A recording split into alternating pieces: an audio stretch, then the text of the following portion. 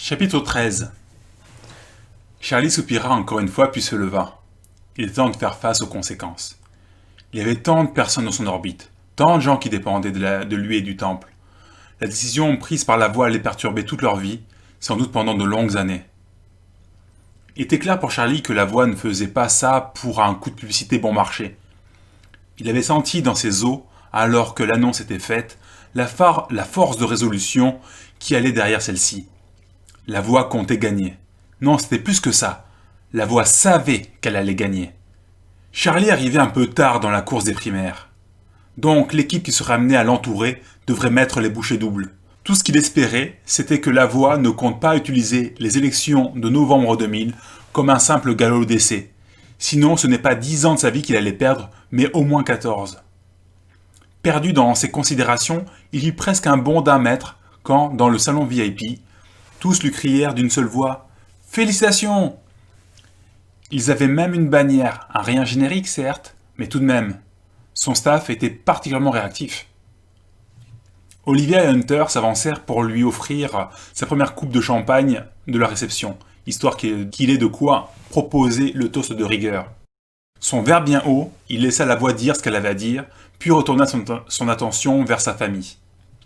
Hunter, surexcité, s'étonna que son père, qui d'ordinaire nerveux pour un rien, ait pu garder un tel secret tout en maintenant son calme. « Des fois, je m'étonne moi-même, » dit Charlie. Voyant Kiss au loin ronger son frein, visiblement troublé par la situation, il occulta le sourire entendu de sa femme. Il se demanda si son ami était comme lui en état de choc ou s'il se sentait trahi de ne pas avoir été mis dans la confidence. Avec le champagne coulant à flot et tous ces petits fours particulièrement appétissants, la fête semblait avoir été préparée bien en amont. Kiss devait avoir l'impression d'avoir été le dernier averti. Charlie faut s'accompagner à sa femme, son fils et 2 intrus ayant réussi à s'inviter dans la conversation, et marcher vers son ami quand on l'attrapa par le bras. C'était Joseph, un des rares agents de sécurité dont il avait réussi à retenir le nom. L'homme au crâne étincelant lui tendit un téléphone vibrant et brillant. Révérend, c'est Ava. Charlie reconnut le portable, c'était le sien. S'il avait confié à l'agent juste avant de monter sur l'estrade, ce qui était hautement vraisemblable, il n'avait aucun souvenir de l'avoir fait. Le geste répété peu ou prou autant de fois qu'il avait eu de dimanche depuis l'article incendiaire et les lettres de menace que celui-ci avait menées de son sillage, avait perdu son pouvoir marquant. « Merci Joseph, » dit Charlie avant de plaquer le téléphone contre son oreille et se frayer un chemin à travers un repli de la toile de tente, vers un endroit calme, connu seulement de lui et de son service de sécurité. « Eva, je t'écoute. Je viens de voir ton sermon, papa, » dit celle-ci avant de marquer une longue pause. « Tu n'as jamais eu la moindre once d'intérêt pour la politique. Si on devait me demander, je serais incapable de dire pour qui tu as voté aux dernières élections, ou même de dire si tu as voté tout court. Et là, tu t'es mis au crack ou quoi ? T'es au courant qu'à moins que tu ne le fasses sous une bannière indépendante juste pour la beauté du geste, tu as des primaires avant les élections ? Alors, démocrate ou républicain ? La peste ou le choléra ? Tu vas vendre ton âme à Satan ou à Belzébuth ? Je dois te rappeler que c'est à ton père que tu parles là ? Tu as le droit de ne pas partager l'enthousiasme de la congrégation, mais de là m'insulter ? Non, c'est pas ok. Eva. Je vais arrêter là la conversation avant qu'un de nous deux dise quelque chose qu'il va regretter pendant longtemps. Mais crois-moi, quand tu reviendras de la fac pour les vacances, on aura une petite conversation, dit Charlie avant de raccrocher. Et une question qui fâche d'éviter. S'il pense être en mesure de baratiner les journalistes, s'il devait leur parler, avec Eva, ça ne passerait pas. Et même là, ce petit numéro d'égo froissé, il n'était pas sûr qu'elle y ait cru. Charlie tira un pan de la toile de tente, juste assez pour pouvoir observer la salle. S'il y rentrait sans personne à son bras, ou pour lui faire la conversation, au bout de 15 secondes d'immobilité, il lui tomberait dessus et l'assommerait de leurs félicitations enthousiastes. L'organisation du temple du Sinaï s'était étoffée, complexifiée jusqu'à devenir une foule de visages mi-familiers. Il regretta un instant le temps où l'organisation ressemblait à une grande famille, puis se ressaisit. Révérend n'était pas un hobby, ou même un travail, mais un sacerdoce. Il était au service du troupeau et non de ses intérêts propres. Et ça, il avait trop tendance à l'oublier. Surtout depuis qu'il avait commencé à développer un semblant de personnalité. Depuis les confessions intimes avec Kiss, il était devenu un esprit chagrin et mesquin, toujours à dire « Moi, mes ambitions, moi, mes sentiments, moi, mon petit confort ». S'il était en face de lui-même, il se collerait des claques. Reconnaissant le dos de son ami, Charlie se précipita dans sa direction, mais se fit intercepter par Mavis. Celle-ci voulait lui faire un rapport sur l'organisation du service de presse, et lui demanda de manière indirecte s'il était satisfait de la manière dont elle avait géré la situation. Charlie cacha sa surprise à plusieurs reprises, et lisant entre les lignes, il comprit que Mavis croyait qu'il lui avait demandé de préparer une grande annonce.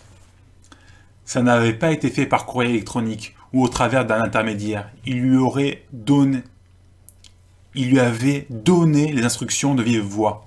Cette histoire n'avait rien d'un délire spontané de l'Esprit Saint. Ce dernier avait bien préparé son coup, et s'il avait pu le faire sans que Charlie ne soit au courant, c'était tout simplement parce que ce dernier avait tendance ces derniers temps à s'endormir au volant. Quand la voix parlait du haut du pupitre, pendant des années il avait écouté, comme n'importe quelle personne de la congrégation. Juste d'un peu plus près. Mais dernièrement, les choses avaient changé. Lassé d'être consigné sur le siège arrière, il avait commencé à prendre de mauvaises habitudes. Il rentrait dans sa bulle et se laissait rêver à toute autre chose.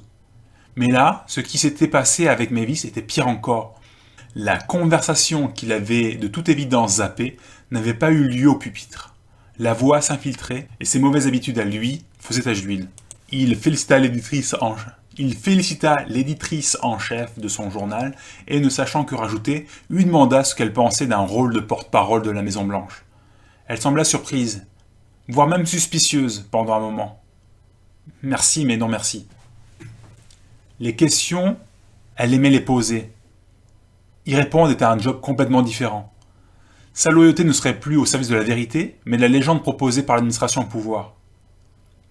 Voyant une ouverture à quelques mètres de lui, Charlie s'excusa pour cette proposition complètement stupide et rejoignit Kiss en quelques enjambées. Il était temps d'en prendre plein les dents et ça serait amplement mérité. Si Charlie avait prêté attention à ce qui passait par sa bouche, il aurait pu anticiper et réfléchir, au lieu de se retrouver catapulté dans la fosse aux lions.